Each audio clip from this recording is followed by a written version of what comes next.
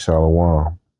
First and foremost, I like to give all praises and highest honors to Yahweh, which is the name of the Heavenly Father in Paleo Ancient Hebrew, and to Yahweh Shai, when you ignorantly call Jesus Christ, his name in Paleo Ancient Hebrew. Double honors to the apostle elders of Great Millstone and rule well. Salutations to you few brothers that preach, teach, and prophesy this word, truth, and sincerity, who put our lives on the line in these last days, bringing this raw and this uncut truth. The brother Ariaga from the Grand Rapids, Michigan camp here with another interesting lesson. All right, let's get into it. What you see right here are the things that we have been talking about for years, from the apostles all the way down to the youngest man. All right, that's been in this thing, and I mean that's spiritually young.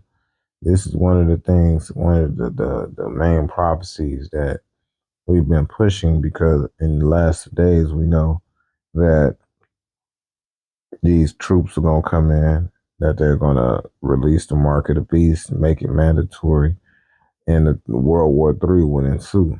So now we are in the beginning stages of that complete takeover, so to speak. Okay? So you have these troops.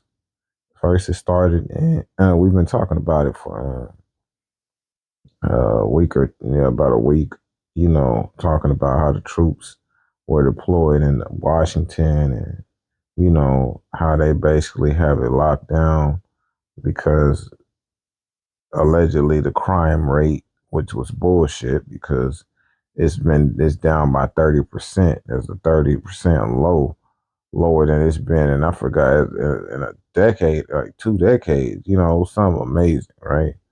But Trump used that to basically justify why he sent them out. A former Doge employee got almost got carjacked, or someone tried to rob him. Some dumb shit, right? But in reality, we already know that that was just a patsy. So they can justify doing what they did in DC. And that was spreading out like a wildfire to every major city. Okay? And if you don't know what I'm talking about, let me introduce you to the situation so you can comprehend, and we can bring it out in prophecy. 1,700 National Guard troops are now set to mobilize across 19 states over the coming weeks. They are going to help Homeland Security execute a sweeping federal crime and immigration crackdown that is underway now. The order is effective August through mid-November, Fox News is learning, and a U.S. defense official tells Jackie Heinrich and Liz Frieden the National Guard being mobilized will effectively serve as a support pillar. 1,700 National Guard troops are now set to mobilize across 19 states over the coming weeks. They are going to help Homeland Security execute a sweeping federal crime and immigration crackdown that is underway now. The order is effective August through mid-November, Fox News is learning, and a U.S. defense official tells Jackie Heinrich and Liz Frieden the National Guard being mobilized will effectively serve as a support pillar. 1,700 National Guard troops are now set to support pillar. Who are they ultimately supporting? The Rothschilds, the agenda, the NWO world agenda. That's all. Okay? So now you have them coming down, and they're ready to come down on the public hard. And they all get in place for this one event that is going to require their physical presence. They're going to have to intervene, because when they bring that chip out, it's going to be a lot of people that get down, but it's going to be quite a bit that don't want that chip, and they're going to be on their ass. They're going to come searching for them. You're going to have people that refuse the chip.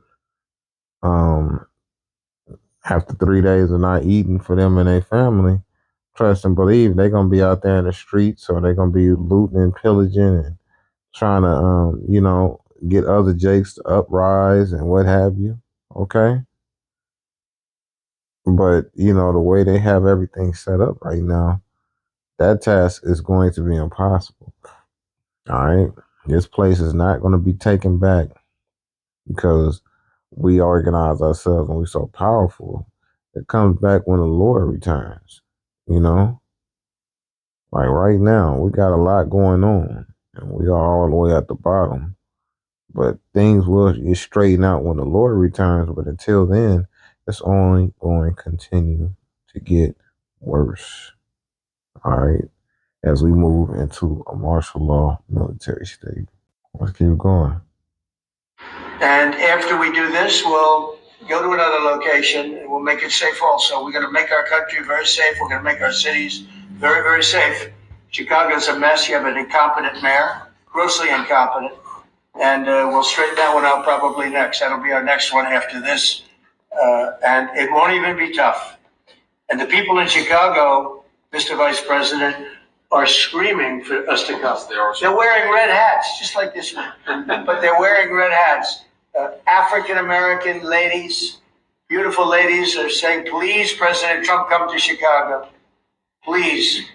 I did great with the black vote, as you know, and they want something to happen. So I think Chicago will be our next, and then we'll help with New York. We're going to help with.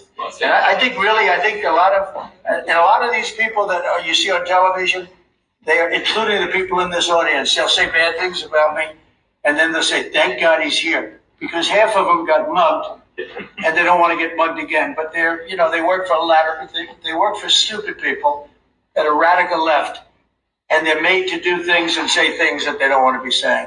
But the people right here are all happy because you're not going to be mugged in Washington, D.C. anymore. And that's besides the point because once again, the crime rate was down by 30%, something that hasn't been seen damn near a decade or so, in many years. Let's put it to you like that, okay? So that wasn't some kind of pressing issue. It was the issue that they used or conspired and used it to, bring all these other laws and issues in the perspective, because they're utilizing this situation, this one alleged situation, to mobilize U.S. troops all across America. It's just one situation, right? And now you see it escalating, and it's about to get that much worse. All right. Hold on, let's see. 1700. If I was. Never. Yep. The military is here, son. Well, this is Chicago. The military is in Chicago. It's like Trump was saying. The military is here, son. The military is here. They on the street. The military is here. The military really here, shorty. Y'all thought life was a joke. Y'all think everything. Yeah, buddy. The military is here. This shit finna get real. It's not gonna be fun in games no goddamn more. Cause reality's about to kick in on your ass, boy. Ooh-wee. This is Jeremiah 18:22. Let a cry be heard.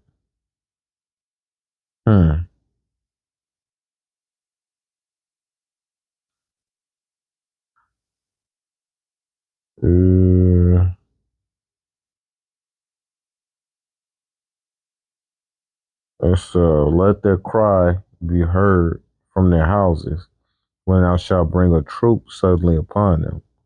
For they have digged a pit to take me and hid snares for my feet. So we out here, especially the brothers, just like, Jeremiah was pointing out, you know what I'm saying? He was out here pushing his word, right? And what happened? The majority of our people came up against what he was saying. So he just said, you know what? Hey, leave them up there to their demise. It's like the brothers is out right now trying to tell our people what's about to happen. Just like I am right now. We get laughed at, scorned at for so many years, and they don't believe it until now they starting to see the final results. And now it's getting to the point where it's almost too late to make preparations in the spirit, man. Okay. It says, let a cry, Jeremiah 18:22. Let a cry be heard from their houses when thou shalt bring a troop suddenly upon them. For they have digged a pit to take me and hid snares for my feet. Yet Yahweh, thou knowest all their counsel against me to slay me. Forgive not their iniquity, neither blot out their sin from thy sight, but let them be overthrown before thee. Deal thus with them in the time of thine anger. Right. Hey, 2/3 of our people don't want to listen. They always scoffing, talking shit, doing what they can to make things more difficult for us to push this word. Any little indiscrepancy that they can find, they try to, or in their mind that they find, they try to, you know, come against the Bible and the men of the Lord and justify Christianity and this, you know, your precepts taught by men, you know, from the Christian church, and they was taught that dogma from those stupid ass colleges they went to, taught by the devil, and now, you know, they got his philosophy. You know what I'm saying? His religion. You know, it says, yet Yahweh, thou knowest all of their counsel against me to slay me. Forgive me, are not their iniquity, neither blot out their sin from thy sight, but let them be overthrown before thee. Deal thus with them in the time of thine anger. And that time of his anger is surely upon us, man. This is why you're seeing more and more Jakes, you know, bite the dust, so to speak. All right. And this makes all too much sense right here. Now check this out. Never in the history of the United States Army, whether it be National Guard or active duty component, and out of the 14 years that I served in the United States Army, have I ever seen the National Guard being sworn in as U.S. Marshals.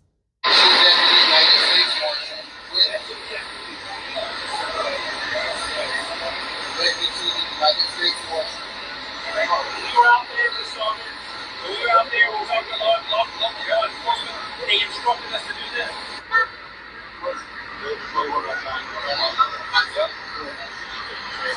Are you kidding me? Are you kidding me? The only oath that the military swears upon is to the Constitution of the United States, not to become fucking marshals, not to be fucking, Homeland Security. Okay? The military is the military, and that is that. Hands fucking down. This regime is trying to get the people to turn on their military and the military to turn on the U.S. citizens, which is against the Constitution. Sounds like... Never in the history of the United States Army, whether it be National Guard or active... Sounds like a civil war to me. Look at them all being sworn in. All right. You watch as U.S. soldiers are deputized by the U.S. Marshals at Patrol DC, or to patrol DC, right? This is the beginning of that troop coming in like a flood, man. These are the beginning portions. They already got them out in Los Angeles. Really, they started in Los Angeles with the ICE raids, and now they're using it under this guise of them coming and, helping, ICE and the police, aid them in rounding up, migrants and all these troublemakers and all of this shit. When they really desensitizing you to, get well acquainted with seeing soldiers on the streets continuously, which they don't, their rules of engagement are different. It's nothing for the police to, try to blow you away, but then they got to possibly go to court and write a report. And the rules of engagement are different for the military. And if they take you out, you know what I'm saying, ain't no lawsuits you can go through and shit because the government is going to protect their own and always be justified by what happened. When a soldier shoots you, that's minimum paperwork. Now they still don't. They still got to do one later on. If especially if that individual loses their life. But when it comes down to it, you have a rare situation that is coming to a head right now, and by them swearing in as these deputy U.S. Marshals, they can go anywhere on the U.S. soil, not by any jurisdiction, not held back by any jurisdiction, and help the police detain individuals. And why would they detain them? Because of the policies that they're about to pass, one of them being the RFID microchip is mandatory. A lot of people, like I said, is going to wild out, and they're going to have certain individuals established at these different locations, these cities, leading the troops in the battle, distort and look. Let somebody like Japan come over here and or somebody from another country, let them come over here and try to establish something like uh, a large upscale business.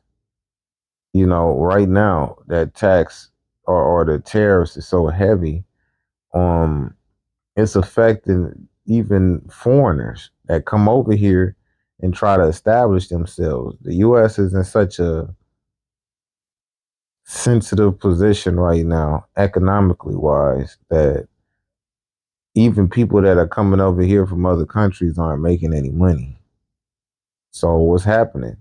You have growing distrust with even Trump voters amongst Trump and the MAGAs, because he's just sitting there fucking lying, talking about black people want him to come and all this dumb shit. That devil to say any goddamn thing to Chicago and shit. That's some bullshit. They got one or two, and that represent the majority. Like, it's all propaganda and bullshit that they use to justify the presence that they are looming upon in each city. Check this out. Like, this makes a lot of sense. If I was a leader of the United States and I knew something big was coming, and I knew that there was going to be mass panic and people flipping the fuck out, when I made this announcement or whenever it came, I would say, hey, I need to deploy the National Guard across the entire country in order to get a grip on crime. That way I can strategically put my pieces in place, so when I make that major announcement that something's coming, they would be ready and be able to control the panic that will ensue after my announcement. And the first place I'd want to protect is where I'm going to be at and where all my bunkers are at, and anything else, Washington, D.C. And then I'd send the pieces everywhere else. Yeah, and he's absolutely correct, because if I was a leader, what do they call it? Auto ad chaos, order out of chaos. This is something that will promote. This is their AO. This is why they have Black Swan events. A problem, reaction, solution, also known as that. All right. What do they do? They cause an issue, and then the reaction is the people panicking and public disarray and disorder. And then the government comes in and offers a solution by you giving up more of your freedom and your rights. You will be guaranteed safe haven and protection from the atrocities that will start becoming more frequent as this system rolls all the way over into a whole new beast system, all right, which is coming fast. Pause. All right, I'm going to play this for you. Continue the trend. Maybe the last one. A couple more scriptures. Let's get to it. The District of America timeline and what it means now. Let me give you a timeline breakdown of how we got to this point and why the National Guard is being federalized nationwide. In 1871, the United States is converted into a corporate entity with the District of Columbia Act. This stripped sovereignty and turned the Republic into a corporation run by bankers and foreign interests. Post 9/11, 2001 to 2006. Congress passes the Military Commissions Act. That opened the door for tribunals and military commissions for enemy combatants, but it was aimed overseas. 2016 to 2020. The language of District of America comes into play. This overlays the whole country under a military jurisdiction framework, not just the 10 miles of D.C. The battlefield is declared global, including domestic soil. Present day. With the District of America active, the U.S. military now has the lawful jurisdiction to prosecute treason and war crimes inside the United States, bypassing compromised civilian courts. What that means now. National Guard federalized, no longer just state troops. They're under federal command across all 50 states. That's why you're seeing Guard units activated nationwide. Mass arrest authority. Anyone found guilty of treason or crimes against the people could be treated as a combatant. That means military custody, military tribunals, and military justice. Civilian courts bypassed. The captured Article 1 courts, administrative courts, are irrelevant here. This is straight law of war jurisdiction. So when you see the Guard in your city, understand this. It's not just a drill. It's the legal framework being put into motion. The District of America gave the military the ability to step in, clean house, and hold traitors accountable. And when the arrest starts, you'll know why. You'll also know why they've been saying the military is the only way. Hey, I love y'all. Thank y'all for listening. Again, till next time, 903 out. And fair use. I did forget to say that. But this is how it started. You know, this isn't like, oh, this shit is just a randomized event. All of these things have been well thought out, planned, and the Most High's will. They have been executed, you know, the way that they are supposed to all the way up until this point right now. And it's going to continue to fall into place because it is prophecy. These things have to happen. This is not going to get any better before it get worse. All right. This is Jeremiah 20:11. But Yahweh is with me as a mighty terrible one. Therefore my persecutors shall stumble, and they shall not prevail. They shall be greatly ashamed, for they shall not prosper. Their everlasting confusion shall never be forgotten. This is the ultimate end game for those elites, because they thinking they gonna have this Phoenix rising from the ashes situation where they come out of these bunkers after the destruction that happened, and they gonna rise and create a new community and shit, like, you know, like on Planet of the Apes. And that's not going to happen. You know, they look at us like we the apes anyway. So, you know, point being, this prophecy is going to take place. And the way it takes place is going to be in a way that nobody will have to question if it was the hand of the Most High. That's how much death, killing, and issues are going to be out here. You know, it says, Jeremiah 30:7, alas, but that day is great, so that none is like it. It is even a time of Jacob's trouble, but he shall be delivered out of it. And that he is those that fall into the category of the elect. Right now, we are just the hopeful elect. Only ones that's guaranteed to get out of this situation is going to be part of the Most High's elect, chosen few. Okay? That's what's going to happen. And right now, you know, you got our people, they're slightly waking up because of the situation in D.C., but the majority of them is still just dancing and singing the night away, like, and partying like nothing's going on. Still unfazed, unalarmed, because they don't like looking at the news and things that's going to help them stay informed on a daily basis, right? That's why it says, for that day is grace, so that none is like it, even the time of Jacob's trouble. It's not going to be a time on this planet, anything similar to this time of Jacob's trouble, because they're going to be out here gunning for us. Those are the hopeful elect. All right, those that refuse to get the mark, they are going to be heavily persecuted. And they're going to do their best to persuade you to get these things, just like the Quran, to get you to do these things, man.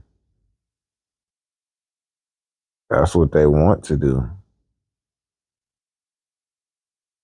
All right, but the situation is getting more and more active every day.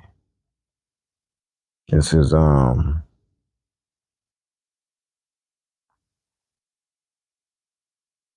let's go down just a little bit. This is Ezekiel 7:14. They have blown the trumpet, even to make all ready, but none goeth to the battle. For my wrath is upon all the multitude thereof. And who's blowing that trumpet? The Lord's elect. Or better yet, the hopeful elect right now. Because we are here sounding that trumpet. It said, cry aloud and spare not. We're not sparing anybody's feelings. We calling out like a trumpet, in preparation for a battle, or to warn the people that an oncoming battle is ensuing. It's about to take place. It says, the sword is without, and pestilence and the famine within. He that is in the field shall die with the sword, and he that is in the city, famine and pestilence shall devour him. That's coming. This is a future prophecy, man. Oh, it's in the Old Testament, man. Yeah. But what the fuck do you think the New Testament, the prophets and the apostles in the New Testament were referring to? They were referring to prophecies that had not been fulfilled yet from the Old Testament. And they often had the same visions to reiterate the things that were going to happen. It says, but they that escape of them shall escape, and shall be in the mountains like doves of the valley, all of them mourning, everyone for his iniquity. Hey, the Most High is going to make it so his elect are in good condition when that day comes. You even have brothers having dreams about that, and they'll be in the mountains in different places in a good position, mourning, like it said, everyone for his iniquity. Because, hey, in that time, the Lord is going to be on his way. And a lot of people are going to realize you're going to have nothing but time to reflect on the things that you've done and how you're going to hold yourself going forward. Because this is going to be those that have the liberty to be in a situation where they, the Most High hide them away, like it said, shall escape. All right. However you escape, the mountains, whatever, the Heavenly Father is going to give you that chance. So with that chance, you have nothing but time to reflect on the things that you've done and get yourself in order. Because there's going to be plenty of people that get thrown in the concentration camps that's not going to really have that availability. And the thing is, everybody get a chance to know the name of Yahweh and Yahweh Shai. Okay? So it's not going to be any excuses in that day when the judgment comes. Oh, I didn't know, Lord. Nah, I sent this brother right here. Sent these brothers right here, It says,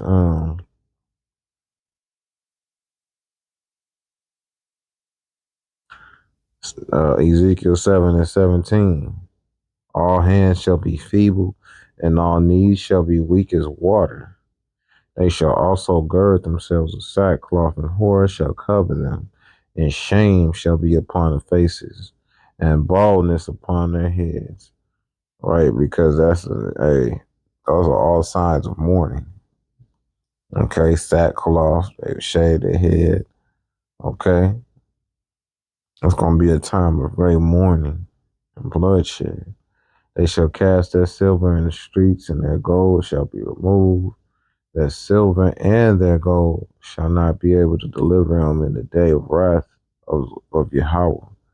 It says, they shall not satisfy their souls, neither fill their bowels, because it is a stumbling block of their iniquity. And that stumbling block of your iniquity right now, like I said, you giving yourself up to this system. You are and whether you are a federal worker, you work at one of these concentration camps, you are in the military, or you part of the law enforcement. If you caught any of those paths, that's your ass, dog. Especially if you're a so-called Negro, Latino, or Native American. The Heavenly Father's got a problem with you, and He gonna come to you firsthand. All right. Just remember what Tupac said, only God can judge me now. And you see the Most High's exit plan for him because of those proud statements. So watch what you say. Be smooth. Watch what you say. And Lord will you make it and you endure to the end. That's it, man. We pray we do. All right.